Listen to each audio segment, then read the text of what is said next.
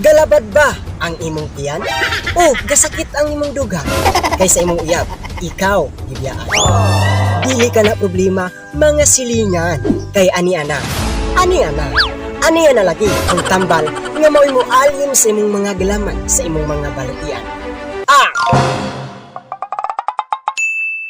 Balagon Herbal Oil. Sana all. Balagon Herbal Oil. Ang Balagon Herbal Oil, mga igsuon, mualim kini sa mga samad-samad, mga tiyang, o mga balik. Ug alang usab sa mga tao na wala na'y pagbati. I'm sorry, don't leave me. Balagon Herbal Oil. Maoy ihaplas sa 24 ka oras. Tangtang ang imong kakapoy, mawala ang imong kakutas. Balagon Herbal Oil, maoy ihaplas. Ug alang usab sa mga tao nga lisod na makakita og hinigugma, Balagon Herbal Oil, maoy gamita. I'm sure makakita na jud ka. Ang Balagon Herbal Oil, mga igsuon, available kini sa usa ka container nga galon nga kantidad og 1 million. Ang Balagon Herbal Oil, mga igsuon, available kini sa tanang lugar sa inyong dapit o maibot sa tanang dapit sa inyong palibot. Balagon Herbal Oil, maoy ihaplas. Mahalagang paalala, ang Balagon Herbal Oil, mga igsoon, ay hindi gamot na panggamot sa anumang uri ng sakit. Thank you.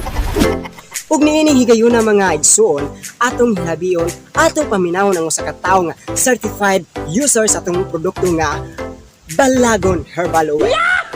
Tara, let's go! Mga idol, ato nang tawagan ang usa ka certified user sa atong Balagon Herbal Oil nga si Mr.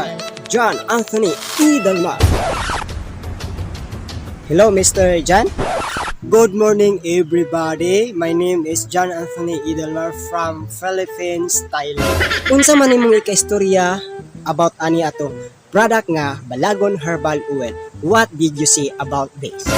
So ang akong ikasay aning product, mga igsuon, ang Balagon Herbal Oil is dako di siyang ikatabang sa tuwang body. Tugong una, mga idol, ako mataga sakit ako sa kong haplasan. Misamot ang kasakit, mga idol. Salamat si Balagon Herbal Oil.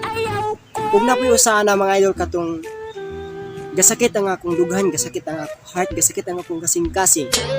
Wa ko'y laing gitambal ng mga igsuon, mga idol. Ako ang ihaplasan sa Balagon Herbal Oil. Wala tanan, mga igsuon, wala tanan kasakit. Hasta kung uyab, wala sa